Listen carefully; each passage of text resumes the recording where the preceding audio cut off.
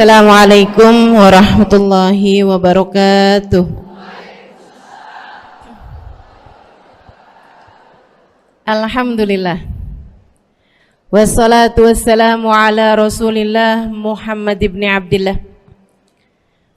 wa ala alihi wa sahbihi wa man walah. Subhanaka la ilma lana illa ma 'allamtana innaka antal alimul hakim. Rabbi shrah li sadri wa yassir li amri wahlul 'uqdatan min lisani yafqahu qawli. Amma ba'du. Alhamdulillah, ibu-ibu sekalian saya muliakan, hadiah indah di mana Allah mengizinkan kepada kita untuk menghadapnya. Bukan main. Siapa kita ini sampai diizinkan Allah untuk bolak-balik menghadap kepada Allah Subhanahu wa taala dalam salat-salat kita? Saya pernah dengar dari para guru-guru kami, guru-guru saya. Mereka mengatakan di saat orang salat, di saat kamu salat, di saat saya salat, bukan hanya karena saya mau sholat, kamu mau sholat, akan tetapi karena kamu dianggap mulia di mata Allah, sehingga Allah izinkan dirimu untuk menghadap padanya.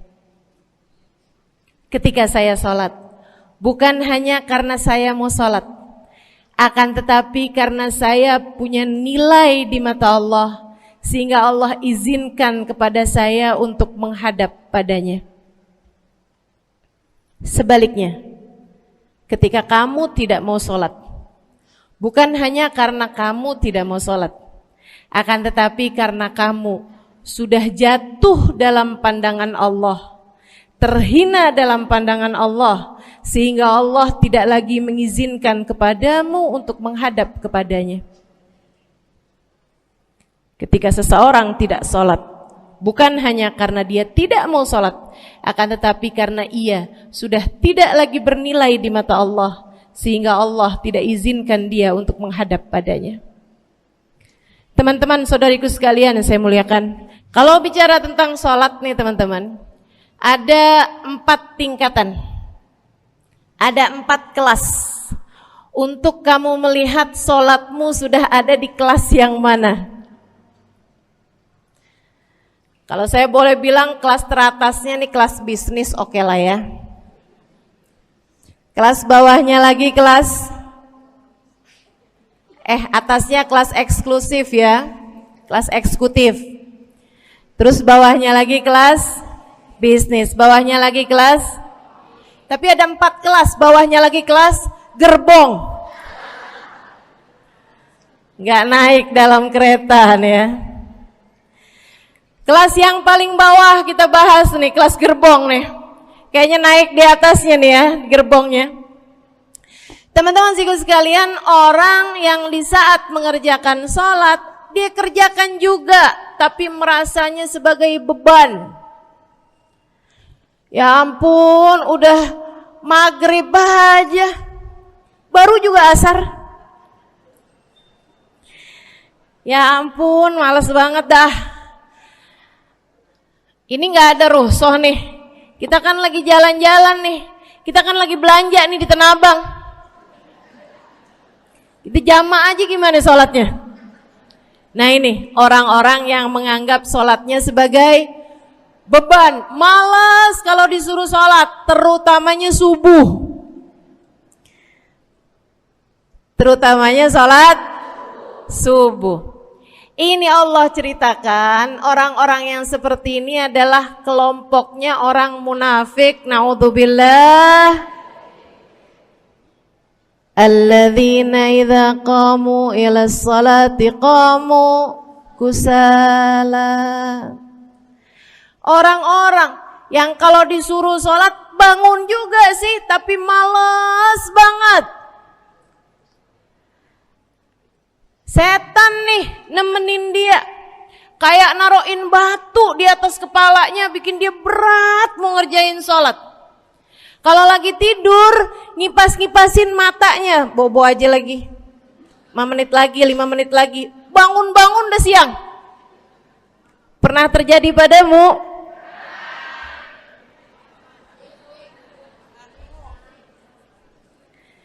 Jemur kunut. Bu, yang dijemur tuh jemuran aja, cucian aja. Jangan sampai jemur kunut. Kunutnya dijemur ya. Ketika ada seseorang yang disampaikan kepada Nabi Muhammad bahwasanya orang itu tidak bangun kecuali sesudah azan subuh, artinya enggak tahajud, artinya enggak bangun di sepertiga malam terakhir, bangunnya sesudah azan subuh. Nabi mengatakan padanya tentang orang itu, Nabi bilang pada para sahabatnya, inna syaitan bala fi udhunih, itu adalah orang yang telinganya dikencingin sama setan. Pada pernah dikencingin setan? Kalau bangunnya habis adzan tuh dikencingin setan. Kalau bangunnya udah terbit matahari dikencingin siapa kira-kira? Insyaallah. Teman-teman saudariku sekalian yang saya muliakan, alladzina idza qamu ila sholati qamu kusala, malas bener kalau diajakin sholat, sampai sebagian sholatnya dikerjakan keluar dari waktunya. Yang seperti ini masuk dalam firman Allah Subhanahu wa taala, a'udzubillahi minasyaitonir rajim, fawailul lil musallin alladzina an salatihim sahun. Fawailul lil musallin alladzina hum an salatihim sahun. Celaka orang-orang yang salat. Kenapa kok orang salat celaka ya Allah? Sebab mereka an salatihim sahun, melalaikan salat mereka. Apa maksudnya melalaikan? Imam Sayyidina Ibnu Abbas dalam salah satu tafsir beliau mengatakan alladzina yuakhiruna an waqtiha au yuqaddimuha ila ghairi waqtiha. Orang-orang yang mengakhirkan sholat sampai keluar dari waktunya atau memajukannya sebelum waktunya. Mau pergi ke Tanah Abang nih, jam 11. Ntar kita ribet nih urusan sholat duhur. Dah sholatin sekarang aja. Ini orang-orang yang fawailul lil musallin. Bu, sesibuk apapun dirimu, jangan pernah ninggal sholat. Bu, lagi ngerjain perkara penting apapun kamu, jangan pernah mengakhirkan sholat. Jangan pernah mengeluarkan sholat dari waktunya. Kenapa gitu? Karena bu, sholat itu urusanmu sama Allah. Gak ada yang lebih penting daripada itu. Gak ada yang lebih penting daripada itu. Siapa yang mementingkan Allah, dia bakal dipentingin sama Allah. Siapa yang meremehkan sholatnya, berarti dia telah meremehkan Allah. Siapa yang meremehkan Allah, dia akan diremehkan oleh Allah. Na'udzubillah min dzalik. Buat adik-adik jomblo, jangan pernah mau kawin sama orang yang gak sholat. Biarpun kamu udah nunggu cukup lama, kalau ada yang lamar kamu dan dia gak sholat, jangan mau bu. Dek, ibu-ibu juga, kalau ada yang janda di sini,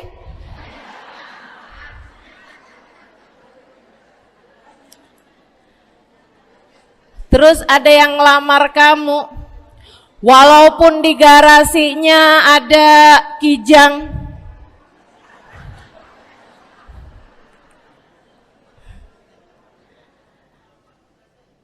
ada bebek,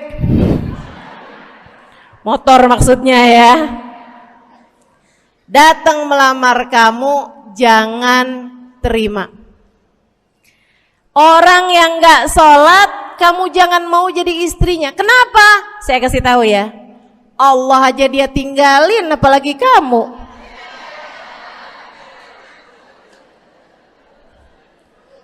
Allah aja dia tinggalin. Siapa yang tidak berguna baginya peringatan Allah, maka tidak akan berguna baginya peringatan dari siapapun. Tapi dia mencintai saya, Ustazah. Dia mencintai saya cinta mati katanya. Sekarang tungguin setahun 2 tahun, cintanya hilang, tinggal matinya. Tapi dia mencintai saya luar biasa, Ustazah. Dia tak sanggup hidup tanpa saya. Itu namanya cinta monyet. Tungguin 2 tahun, cintanya hilang, tinggal. Jangan temenan sama orang gak sholat. Dia telah jatuh di mata Allah.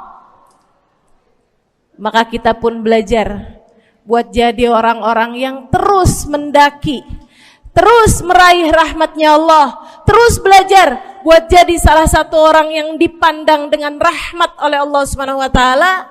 Salah satunya dengan cara kita memuliakan sholat. Kita menjaga sholat. Jagain sholatnya. Jangan masuk kelompok orang yang tadi itu sholatnya menjadi beban. Ini kelompok paling bawah nih. Naik ke kelas ekonomi. Tadi begitu ya? Kelas ekonomi, orang-orang yang sholatnya menjadi sebuah kewajiban. Dia kerjain, dia tahu itu wajib, dia gak akan tinggalin. Tapi sama halnya dengan kewajiban-kewajiban yang lain. Kita nih kalau mikirnya kewajiban, Bu, kalau gak diwajibin lagi seneng. Betul gak? Masih ada kayak beratnya gitu ngerjain sholat. Orang yang sholatnya dianggap sebagai kewajiban. Kayak anak-anak sekolah tuh, wajib pakai seragam, wajib ngerjain PR. Kalau 1 hari, besok enggak wajib pakai seragam. Ada nggak ya pakai seragam? Nggak ada. Nggak ada yang besoknya dipakai seragam. Terus tanyain, kenapa kamu tetap pakai seragam? Abisnya saya suka sama seragamnya. Nggak ada. Karena mereka menganggap pakai seragamnya adalah kewajiban. Sekolahnya sebagai kewajiban. Jadi giliran besok libur anak-anak, hore gitu. Ada orang-orang yang sholatnya dianggap sebagai kewajiban. Nggak ada yang nambah kalau kewajiban tuh. Sholat sunnah boro-boro, sholat wajib aja kalau bisa dibikin sesingkat mungkin akan dilaksanakan dengan cara yang sesingkat-singkatnya.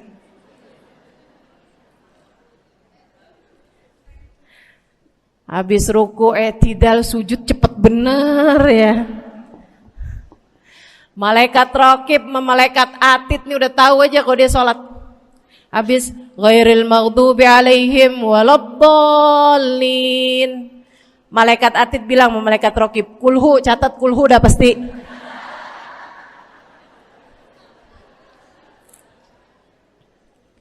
Kulhu aja gak kelar-kelar. Teman-teman saudariku sekalian yang saya muliakan, sholatnya dianggap sebagai sebuah kewajiban. Nggak nambah dengan sunnah, namanya wajib. Kita naik lagi insyaallah. Sholatnya kita naikkan dari yang kewajiban kita naik menjadi kelas bisnis, sholatnya sebagai sebuah kebutuhan. Bu, mudah-mudahan nih ibu-ibu, teman-teman semuanya yang sedang menyimak kajian pada hari ini, saya doakan, karena saya berharap saya pun juga didoakan agar menjadi salah satu orang yang sudah berada dalam tingkatan ini. Sholat kita tahu adalah kebutuhan kita. Sama kayak kebutuhan makan, Bu. Ibu kenyang nggak kalau makan nasi doang 2 piring? Kenyang. Siapa yang bilang nggak kenyang? Kalau kamu makan nasi doang sepiring, kenyang apa nggak kenyang? Kenyang. Akan tetapi pasti ibu-ibu mau nambah dah. Nambah apaan? Lauk. Nambah lauknya. Ada ikan asin, ada sayur asem. Langsung pada lapar nih. Ada sambal. Masya Allah, ada tempe goreng. Udah Bu ya, tetangga lewat kagak nyadar. Masya Allah. Teman-teman sekalian, kita nambah, bahkan udah kenyang pun kita masih cari lagi tambahan. Makanan apa nih yang bisa kita makan? Karena kita tahu makan adalah sebuah kebutuhan kita. Kita perlu sama makan. Kita butuh sama makan. Maka demikian pula dengan orang-orang yang sholatnya sudah dia tahu adalah sebagai sebuah kebutuhan. Cukup sih duhur 4 rakaat, dia nambah. Ada qobliyahnya, ada ba'diyahnya. Jam-jam 9 pagi nggak ada sholat wajib sih, tapi pengen ngemil, ya Bu ya, dengan cara kerjain sholat duha. Malam-malam abisnya isya, ampun mau tidur, ingat katanya Nabi, pesannya kepada Sayyidina Abu Hurairah, wasani habibi, kata Abu Hurairah, an utir qabla an anam. Kekasih saya Nabi besar Muhammad, kata Abu Hurairah, kasih pesan pada saya untuk jangan tidur sebelum sholat witir.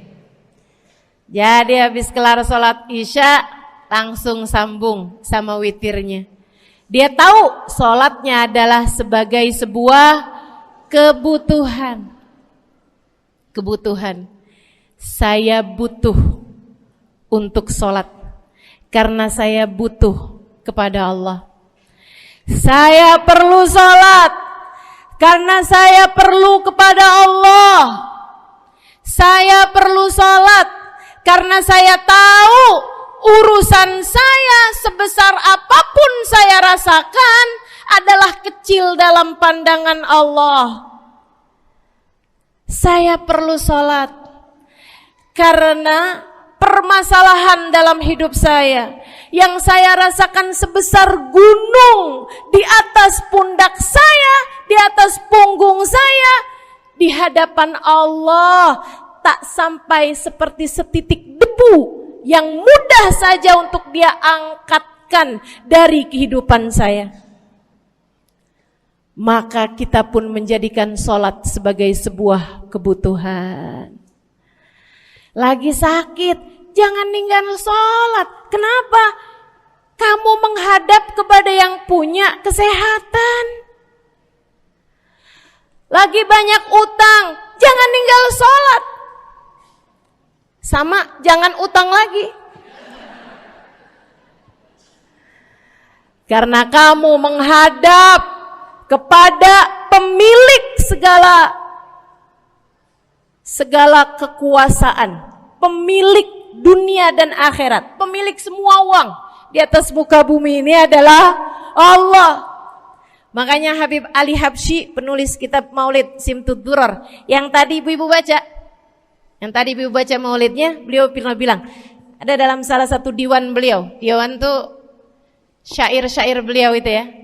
Ali idza kad marid syafahu fi'lus shalah la'alla syirru sifa fi wad'i tilkal jibah. Kata beliau, Ali nih kalau lagi sakit, nih Habib Ali ya, beliau tuh padahal punya amal ibadah sangat banyak. Tapi Habib Ali bilang, Ali idza qad marid syafahu fi'lus shalah. Ali nih kalau lagi sakit, sembuhnya sama sholat. Sembuhnya sama sholat.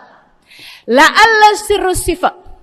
Rasa-rasanya memang Allah letakkan rahasia kesembuhan ada pada fi wad'i tilkal jibah, terletakkannya jabhah kita, dahi kita di tempat sujud. Di sana semua permasalahan-permasalahan dalam hidupmu menjadi ringan. Saat kamu meletakkan dahimu di tempat sujud, kamu berbisik lirih kepada Allah, akan tetapi suaramu didengar sama yang punya arsy. Akan tetapi suara bisikanmu didengar segenap malaikat-malaikat yang ada di atas langit. Kemudian mereka mendoakanmu sehingga Allah mengatakan wasjud waqtarib, sujudlah kamu.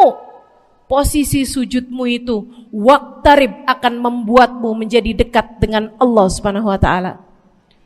Sujudlah dan mendekatlah kepadaku, kata Allah. Agrab ma yakunul 'abd min rabbih fahuwa sajid, kata Nabi Muhammad.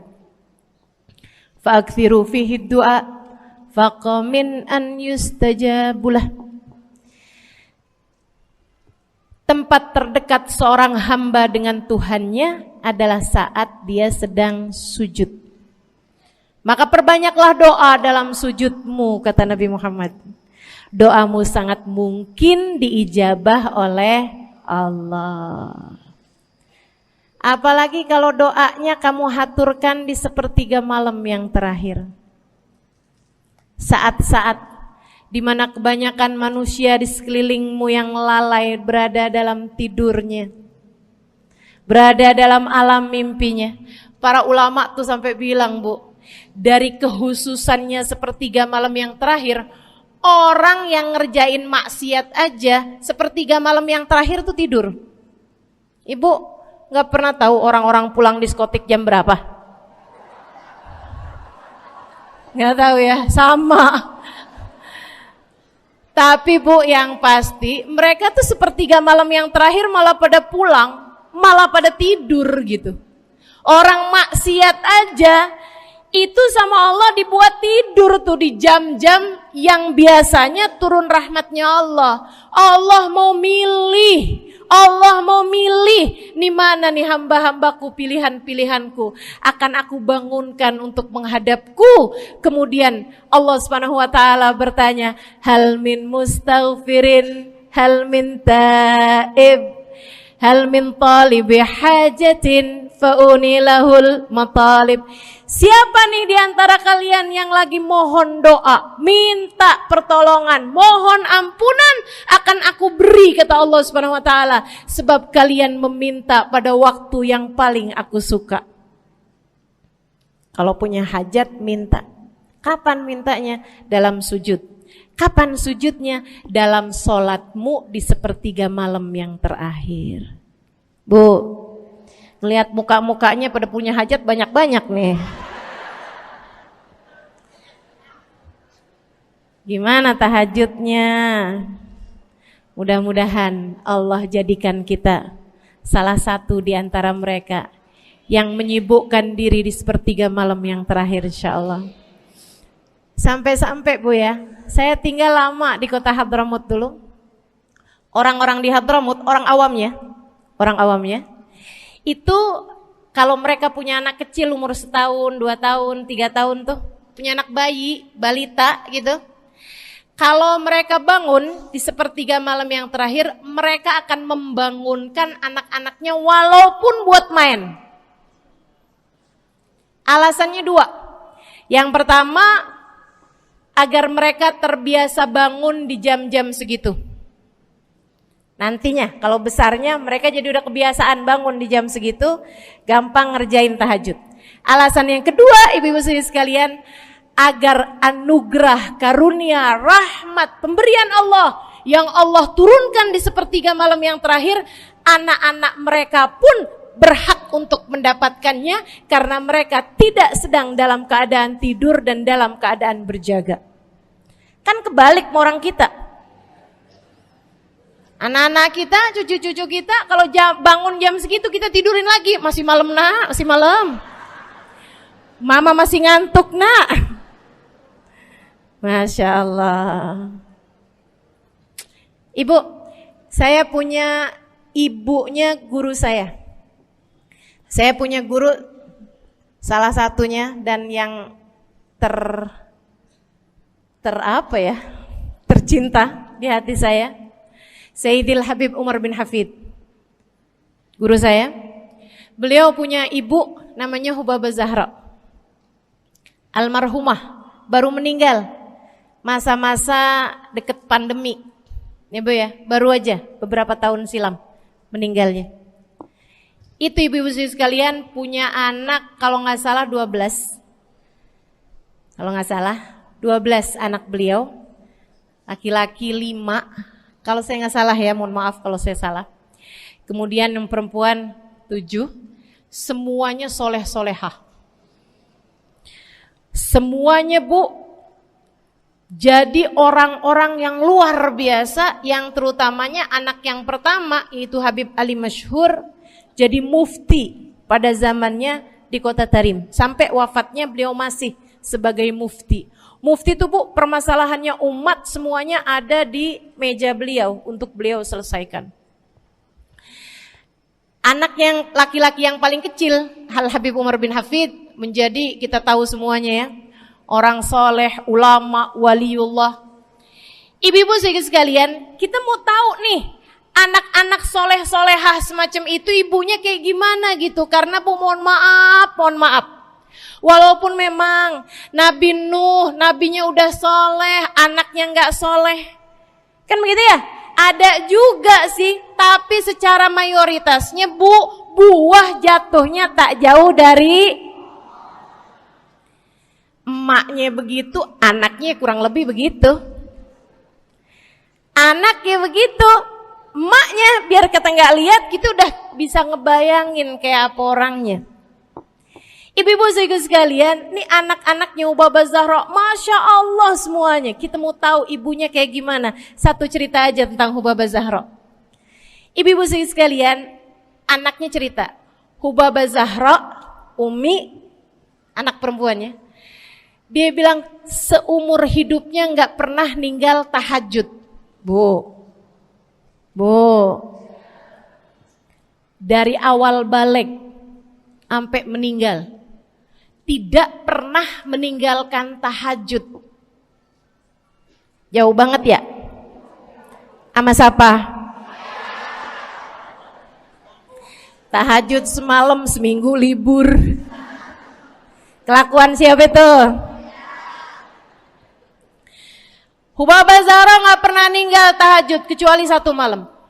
Satu malam itu beliau tuh lagi ada hajat besar, maksudnya lagi kayak ada acara pernikahan, kemudian beliau juga kelelahan, kecapean, baru tidurnya juga jam-jam 2, jam-jam mau jelang pagi Bu ya.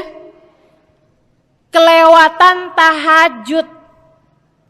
Bangun pas azan subuh. Ibu, beliau bangun dengan gemeteran. Beliau bangun dengan menggigil padahal enggak musim dingin. Beliau bangun, azan, innalillahi wa inna ilaihi rajiun. Azan, astagfirullah, ya Allah, astagfirullah, azan, ya Allah, ampuni Zahra ya Allah, ampuni Zahra ya Allah. Anaknya cerita, hari itu aku tidak pernah melihat ibuku berlelehan air mata sepanjang hari lebih daripada hari tersebut. Hari itu kami melihat ada seorang perempuan berlelehan air mata beristighfar memohon ampun kepada Allah karena satu malam dalam hidupnya beliau meninggalkan tahajudnya, teman-teman. Masya Allah, Masya Allah. Tiap kali makan ingat gitu, ya ampun tadi malam gak tahajud, samihni ya Rab, samihni ya Rab, sampai gak enak makan. Insya Allah, insya Allah. Mudah-mudahan Allah jadikan keagungan sholat ada dalam hati kita. Sholat kita jadi kebutuhan. Insya naik tingkat eksekutif, teman-teman. Tadi saya ulangin lagi dah, karena ibu-ibu kan suka rada lupaan. Kelas yang paling bawah, kelas apa tadi? Gerbong.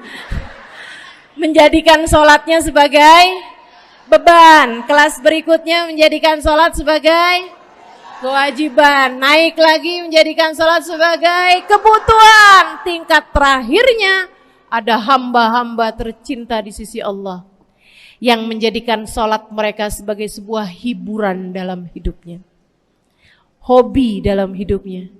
Diawali, dicontohkan oleh baginda kita Nabi besar Muhammad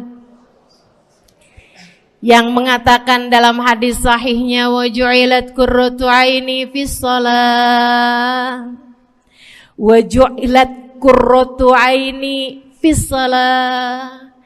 Dijadikan, kata Nabi Muhammad, Allah telah menjadikan, dijadikan li untukku qurrat aini, kesenanganku dalam kehidupan, kebahagiaanku ada pada, hobiku ada pada as-shalah, salat. Nabi itu orang yang kesenangan beliau, hobi beliau adalah salat. Kana idza faza'ahu amrun aladha ila shalah. Kata para sahabat meriwayatkan, Nabi kalau lagi dengar kabar-kabar yang gak enak, segera menuju kepada sholat. Nabi kalau udah ada kabar-kabar Rasul pasukan kita terkalahkan di medan peperangan, Nabi ngelihat Bilal. Kemudian Nabi Muhammad nanya, udah dekat waktu sholat Bilal? Sebentar lagi Rasul, arihni bihaya Bilal, arihni bihaya Bilal. Yuk Bilal, sampaikan diri saya Bilal, tolong hibur diri saya Bilal. Segera azan dan kita akan sholat bersama-sama wahai Bilal. Kesenangan beliau, hobi beliau dalam sholat, dalam hidup adalah sholat.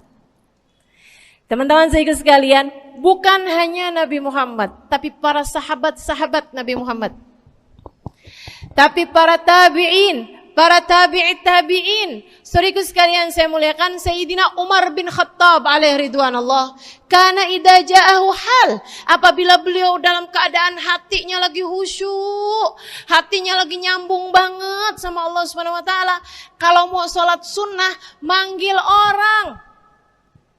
Beliau salat dalam masjid, ada orang mau salat sunnah, ada orang lagi baca Quran dipanggil sama beliau. Kamu saya bayar ya. Kamu duduk sebelah sini saya nih, baca Qur'annya deketan saya sini, kamu saya bayar. Buat apaan wahai Sayyidina Umar? Buat negur saya, ngingetin saya lagi sholat nih. Oh gak usah dibayar Tuan. Yaudah kalau gitu kamu duduknya sebelah sini ya. Tugas saya apa Tuan? Kalau kamu lihat saya sholat berdirinya kelamaan, ingetin saya buat ruku. Kalau kamu lihat ruku saya kelamaan gak bangun-bangun, ingetin saya buat bangun. Kalau kamu lihat sujud saya kelamaan, ingetin saya buat duduk. Karena saya sekarang ini kalau lagi berdiri baca Al-Quran, lupa buat ruku. Dari nikmatnya bacaan Quran beliau. Baik Tuan. Sholat, baca Fatihah, habis itu baca Quran. Surat Al-Quran, dapat selesai satu, kok masih enak. Baca lagi, masih enak lagi, baca lagi. Yang sebelah beneran nih gak ruku-ruku. Beliau berdiri kemudian bilang, Tuan ruku. Gak kedengeran. Beliau berdiri deketin telinganya, Tuan ruku. Belum kedengeran juga. Ruku. Allahu Akbar. Sayyidina Umar bin Khattab. Tabi'in, Sayyidina Ali Zainal Abidin. Pernah lagi sholat, rumahnya kebakaran, teman-teman. Sholat sunnah di waktu malam, rumahnya kebakaran. Orang-orang pada teriak-teriak, Tuan harik, nar, ya ibn binti Rasulillah, wahai anak dari cucunya Nabi Muhammad. Tuan, ada api di sekitarmu. Tuan, kebakaran. Tuan, kebakaran. Allahu Akbar. Sami Allahu liman hamidah. Enggak lihat apa-apa. Habis selesai sholat baru lihat, kebakaran nih rupanya. Orang-orang pada bilang, kami sudah mengingatkanmu Tuan. Apa jawab beliau? Al-hadni an-narul kubro. Di depan saya ada api yang jauh lebih besar, api neraka. Saya nggak lihat api sekecil ini. Masya Allah. Saudara sekalian yang saya muliakan, para ulama Allah Subhanahu Wa Taala. Terakhir saya mau ceritakan Sayyidil Habib Abu Bakar As-Sakran, penulis Wirid Sakran. Kalau teman-teman pernah tahu, beliau saudara sekalian saya muliakan dapat julukan As-Sakran, orang yang mabuk. Karena mabuk kepada Allah Subhanahu Wa Taala. Beliau pernah satu waktu kena penyakit di punggungnya. Beliau kemudian tanya sama dokter, kata dokter, wah ini nih penyakit mesti diangkat, mesti dioperasi. Ya udahlah, operasiin saya. Disuguhin 1 gelas khamr di waktu yang telah ditetapkan untuk jadi waktu operasi. Apa ini? Khamr, minuman keras. Zaman itu belum ada obat bius. Dia bilang, ini buat apa? Khamr ini Tuan, minuman keras ya, agar engkau nggak sadar. Jadi enak gitu kita ngoperasinya. Dia bilang, saya mau dengan kesehatan saya kepengen ngerjain taat kepada Allah. Saya nggak mau. Saya dapetin kesehatan saya dengan cara mengerjakan yang diharamkan Allah, yaitu minuman keras. Saya nggak perlu ini. Waduh, kalau gitu nggak bisa dioperasi Tuan. Kenapa soalnya? Ya nanti kan kesakitan, nanti susah operasinya gitu. Oh gampang. Kalau kalian pengen bikin saya nggak sadar, nggak perlu minuman keras. Terus gimana? Operasikan kalau saya sedang sholat. Maka mulailah dokter-dokter udah pada siap. Beliau lagi sholat sunnah ya Bu ya. Allahu Akbar gitu. Mulai dokter buka baju belakangnya. Mulai Bu digunting kulitnya, digergaji tulangnya. Beliau Bu mukanya meringis saja enggak. Beliau ruku, dokternya ikutan nungging. Beliau sujud, dokternya ikutan menunduk juga. Beliau sholat nikmat banget. Sampai beliau selesai dari sholat, beliau nanya sama dokter-dokternya, kenapa gak nurut tadi tuh waktu saya sholat mestinya operasi. Kata dokter, udah selesai Bib dari tadi. Masya Allah. Radiyallahu ta'ala anhum wardahum. Ini bukan kelas-kelas kita, saya cuma ceritain aja sama ibu-ibu. Bukan berarti ibu-ibu nanti pas waktu sakit bilang sama dokter-dokter gak usah dibius. Beda hati Bu, beda hati. Ya Bu ya, beda iman, beda semuanya kita sama mereka. Yang pasti, makanya saya kan yang ini gak doa nih. Pas yang kebutuhan tuh baru saya doa. Kenapa? Karena kayaknya tingkatan kita dah Bu ya. Mentok dah di sampai kebutuhan itu dah. Insya Allah, mudah-mudahan Allah jadikan kita orang yang menjaga salat insya Allah. Rabbi jalni muqimas salah wa min dzurriyyati amin. Rabbi jalni muqimas salah wa min dzurriyyati amin. Rabbi jalna muqimis salah wa min dzurriyyatina rabbana wa taqabbal du'a. Ala hadhihi niyyah bikun niyyah salihah ila hadratin nabi al-fatihah. Syaitanir rajim. Bismillahirrahmanirrahim. Alhamdulillahirabbil alamin. Ar-Rahmanir-Rahim. Maliki yaumiddin. Iyyaka na'budu wa iyyaka nasta'in. Ihdinas siratal mustaqim, siratal ladzina an'amta 'alaihim, ghairil maghdubi 'alaihim waladdallin. Amin. Taqabbalallahu minna wa minkum, taqabbal ya karim. Sama-sama kita hormati, kita sayangi segenap keluarga besar dari Majelis Ta'lim Raudhatul Aliyah di bawah pimpinan Ibu Ayu Komaladewi Kita doakan semoga beliau beserta segenap keluarganya senantiasa dalam limpahan rahmat ridha Allah Subhanahu wa taala. Juga kita doakan Ustazah Nabilah Al-Haddad sebagai pengasuh di majelis ta'lim ini, sebagai pimpinan di majelis ta'lim ini, Bu Ayu dan Ustazah Nabilah sekeluarga semuanya insyaallah senantiasa dalam pandangan kasih sayang Allah Subhanahu wa taala. Panjangkan umurnya, disehatkan badannya, dimudahkan urusannya, kabulkan hajatnya, semakin dicinta Allah Subhanahu wa taala dan Rasulnya. Para ustadzah, para hubabah, para syarifah, para pimpinan pondok pesantren, para pimpinan majelis ta'lim, yang mudah-mudahan semuanya dalam limpahan rahmat ridha Allah Subhanahu wa taala, serta tentu saja semua yang hadir di majelis ini, baik ibu-ibu, kakak-kakak, adik-adik, anak-anak, yang mudah-mudahan semuanya dirahmati Allah, disayang Allah, dibahagiakan Allah, diistiqomahkan jalannya menuju ridha Allah Subhanahu wa taala, insyaallah diistiqomahkan jalannya menuju surga Allah Subhanahu wa taala. Amin ya rabbal alamin. Qul amantu billah thumma istaqim, kata Nabi Muhammad sallallahu alaihi wasallam kepada seorang pemuda yang meminta nasihat, ya Rasulullah ausini, wahai Rasul tolong nasihati aku. Kita kalau ketemu orang mulia jangan minta duit, Bu. Kita kalau datang ketemu sama orang-orang yang kita tahu doanya mustajab, sangat soleh, hidupnya baik, apalagi jika dia adalah kekasih-kekasih Allah Subhanahu wa taala.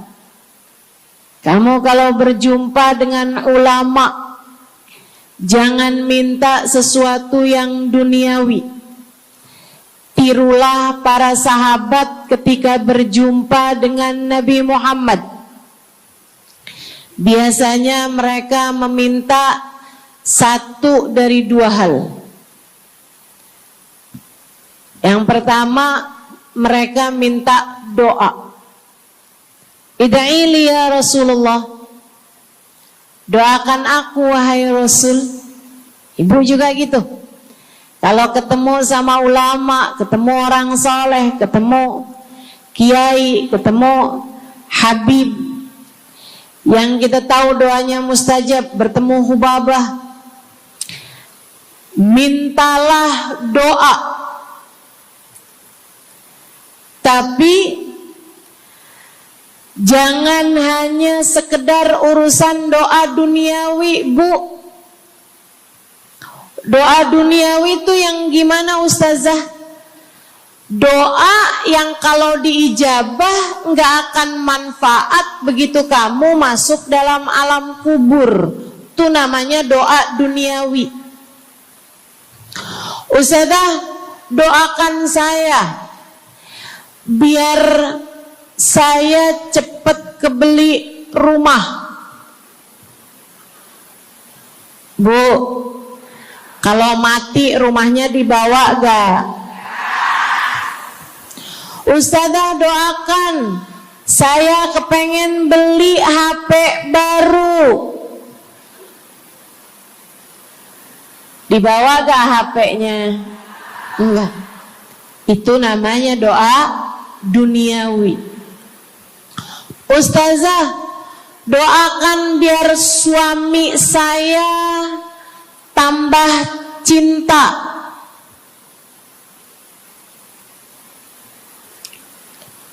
Kalau mati suaminya dibawa gak Bu? Walaupun kamu mau, dia gak bakalan mau Bu.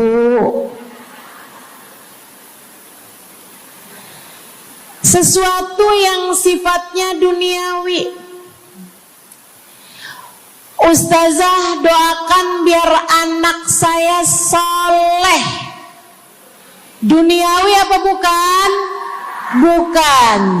Sebab kesolehan anak akan jadi tambahan bekal bagimu ketika kamu masuk dalam alam kubur. Jadi gak boleh nih Ustazah doa urusan duniawi atau minta didoakan urusan-urusan duniawi. Boleh, tapi jangan cuma itu. Nanti takutnya kamu nyesel. Kalau selama di dunia kamu doanya hanya untuk urusan dunia, takutnya begitu masuk dalam kuburan sudah tidak ada lagi doa yang akan Allah ijabah untukmu ketika kamu ada dalam alam kubur nanti. Sayang-sayang. Jadi kalau doa, prioritaskan urusan akhirat. Insya saya berasa banget jadi orang yang sering dimintain doa sekaligus juga sering minta doa. Saya kalau ketemu orang saleh, ketemu habaib, ketemu hubabah, saya akan minta doa, nggak pernah minta duit saya. Ida'ili ya hubabah, ida'ili ya habib. Serius sekalian, sebagai orang yang sering juga dimintain doa, Ustazah doakan saya. Banyak tuh. Saya merasakan perbedaannya saat saya ada di Tarim sama ketika saya sudah pulang dan kembali ke negeri ini. Waktu saya di Tarim, orang kalau minta doa sama saya, usik berdoa, tolong ya doain saya. Saya suka tanya, doa apa? Selalu aja, hampir semuanya mengatakan hal yang sama. Ida'ili bihusnil khatimah. Doakan saya biar husnul khatimah. Begitu nyampe ke Indonesia, kalau ada orang bilang Ustazah doain saya, biasanya lanjut tuh doanya, minta apa langsung dibilang, nggak pakai tanya. Ustazah doain saya biar utang cepat lunas. Ustazah doain saya biar cepat dapat jodoh. Ustazah doain saya biar jadi orang kaya. Ustazah doain saya biar suami nggak mendua. Ya Allah, ternyata kebanyakan orang kita kalau minta doa seringnya urusan duniawi. Bukan berarti nggak boleh, boleh aja sih. Cuman takutnya begitu kamu mati nyesel kalau semua doamu selama ini adalah sesuatu yang tidak ikut kamu bawa ketika kamu mati. Kalau kita lihat para sahabat ketika mereka berjumpa dengan Nabi Muhammad, selalu saja banyak di antara mereka yang minta doa. Nabi pernah tanya, doanya apa? Macem-macem jawaban para sahabat. Ada yang begini, Harithah menjawab, ida'ili an yarzuqani Allah asyhada fi sabilih. Rasul, doakan saya biar saya dikaruniai mati syahid di jalan Allah. Ada lagi yang lain doanya, ya Rasulullah, id'ili an yarzuqani Allah murafaqatan bika ya Rasulullah. Doakan biar saya nanti di masa sesudah kematian saya, di masa akhirat nanti bisa mendampingimu wahai Rasulullah, bisa berjumpa denganmu wahai Rasul, bisa ada dalam rombonganmu wahai Rasulullah. Doa-doa yang sangat ukhrawi, doa-doa yang sangat akhirat, karena mereka sudah faham tujuan hidup sesungguhnya adalah mencari ridha Allah Subhanahu wa ta'ala. Tujuan hidup sesungguhnya adalah bergerak menuju surga Allah Subhanahu wa ta'ala. Tujuan hidup sesungguhnya adalah berpulang kepada Allah dalam keadaan Allah ridha kepada kita. Sahabat tuh minta didoakan, sama yang kedua minta nasihat.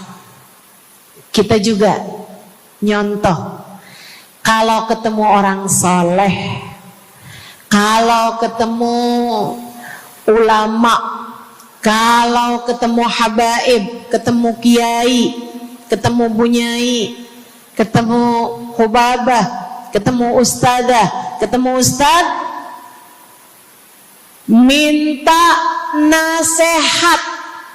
Selain daripada minta doa, mintalah nasihat. Hal ini dicontohkan oleh para sahabat kepada Nabi Muhammad. Datang seorang pemuda berjumpa Nabi Muhammad sallallahu alaihi wasallam. Kemudian bertanya, ya Rasulullah, ausini, wahai Rasulullah, berikanlah nasihat kepadaku ini. Nabi Muhammad tersenyum, senang, bangga, karena mengerti bahwa umatnya faham apa yang harus diminta dari nabinya. Nabi berkata kepadanya, qul amantu billah thumma istaqim. Kata Nabi Muhammad, ucapkanlah, aku beriman kepada Allah, kemudian istiqomahlah kamu di jalan Allah. Nasihat Nabi Muhammad buat pemuda tersebut, nasihat Nabi Muhammad buat pemuda-pemuda umatnya sepanjang zaman. Nasihat Nabi Muhammad buat umatnya, baik yang muda maupun yang tua, baik laki-laki maupun perempuan, baik yang pintar maupun yang kurang pintar. Semua umatnya dinasehati sama Nabi Muhammad. Karenanya akan saya sampaikan hal ini kepadamu hari ini. Quli, ucapkanlah, amantu billah, aku beriman kepada Allah. Tsumastaqimi, kemudian istiqomahlah kamu, wahai saudariku, di jalan Allah. Katakanlah, aku beriman kepada Allah. Kemudian istiqomahlah. Istiqomahlah. Nasihat yang sangat indah dari baginda kita Nabi besar Muhammad, yang Allah karuniakan kepadanya jawami'al kalim, dapat selalu berbicara dengan kata-kata yang ringkas tapi padat. Nabi itu ucapannya ringkas tapi padat. Nggak kayak saya, Bu, udahlah panjang dan ya, mudah-mudahan Allah jadikan ucapan-ucapan kita jadi kalimat-kalimat yang akan membawa kita menuju surga. Jadi ucapan-ucapan yang akan bawa kita menuju ridha Allah Subhanahu wa taala. Ibu-ibu, kita sama-sama belajar biar kalau ngomong itu enggak panjang-panjang, akan tetapi bermutu, berkualitas. Terutama Bu, ibu kalau ngomong sama anak-anak ibu, kadang-kadang panjang bener. Padahal itu aja, anak sampai hafal. Iya mah, katanya gitu. Betul gitu? Nabi kalau ngomong pendek aja tapi penuh makna. Nabi kalau bicara seringkali nggak panjang-panjang tapi sangat berarti. Satu hadis beliau saja bisa disyarahkan, diberi keterangan, hingga bahkan berkitab-kitab banyaknya. Ibu-ibu sekalian, salah satu dari ucapan ringkasnya Nabi Muhammad, amantu billah, kata Nabi, qul amantu billah, tsumastaqim, ucapkanlah, aku beriman kepada Allah, kemudian istiqomahlah di jalan Allah. Apa itu istiqomah? Lurus, jangan belok-belok. Lurus, jalan terus. Jalannya adalah jalan yang lurus. Itu yang selalu kita minta dalam tiap rakaat sholat kita. Kita berdoa kepada Allah, ihdinas siratal, ya Allah, tempuhkanlah untuk hidup kami ini jalanmu yang lurus. Sama kayak kamu lagi bilang, ya Allah, karuniakanlah dalam kehidupan kami keistiqomahan di jalanmu ya Allah. Kamu selalu minta istiqomah 17 kali sekurangnya tiap hari. Betapa sangat pentingnya istiqomah ini, saudaraku sekalian. berada dalam jalan yang lurus. Saya mau bahas jalan lurus yang dimaksud ini apa aja. Satu, kamu harus lurus imannya. Amantu billah, aku beriman kepada Allah. Kata Nabi Muhammad sallallahu alaihi wasallam, "Qul amantu billah," ucapkanlah, aku beriman kepada Allah. Maka istiqomah tersebut yang nomor satu adalah dalam urusan keimanan. Bu, Kak, Dek, Nak, yang lurus imanmu. Iman yang lurus tuh yang gimana, Ustazah? Iman yang lurus adalah memahami dua kalimat syahadat yang menjadi pintu gerbang keimananmu.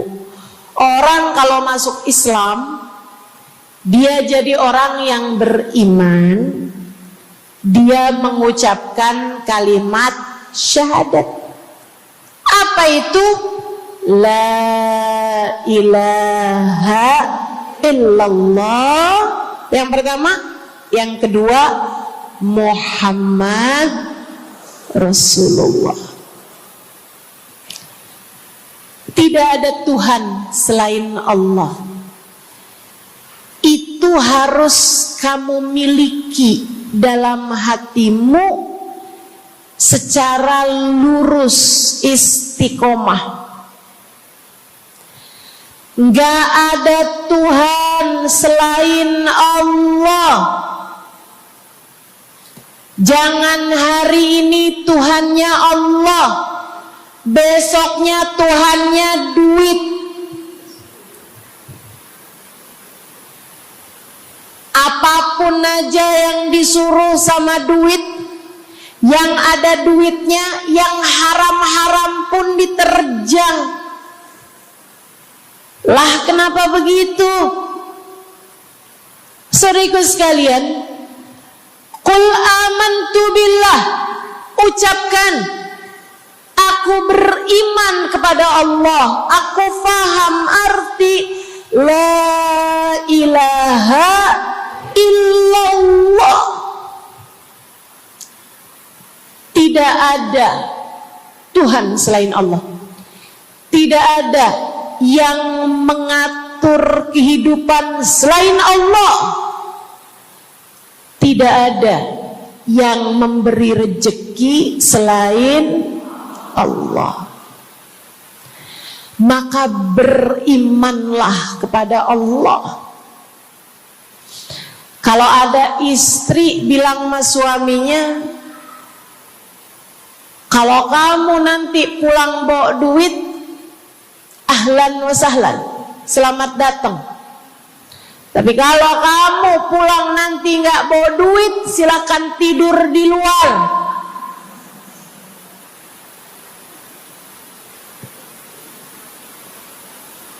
Kamu sepertinya kurang beriman. Kamu lupa bahwa pemberi rezeki bukan suamimu, melainkan yang ngasih rezeki itu cuma satu, Bu. Namanya bukan pekerjaan, bukan atasan, bukan pemerintah. Yang ngasih rezeki cuma Allah Subhanahu wa ta'ala. Maka berimanlah atas hal itu. Jangan nyalahin si ini, nyalahin si itu. Imanmu benerin. Imanmu benerin. Banyak orang saya liatin itu suka pada repot urusan rezeki. Banyak banget. Di dunia ini nih banyak yang suka repot urusan rezeki. ngejar dunia abis-abisan, ngejar duit segala macam cara, sampai omongannya nggak jadi omongan orang beriman. Waktu dibilangin jangan nyari rejeki yang haram, cari rejeki yang halal. Jangan berani ngambil yang bukan hakmu. Dia bilang begini nih, ya ustazah nggak tahu zaman sekarang, jangankan nyari yang halal, nyari yang haram juga susah saja.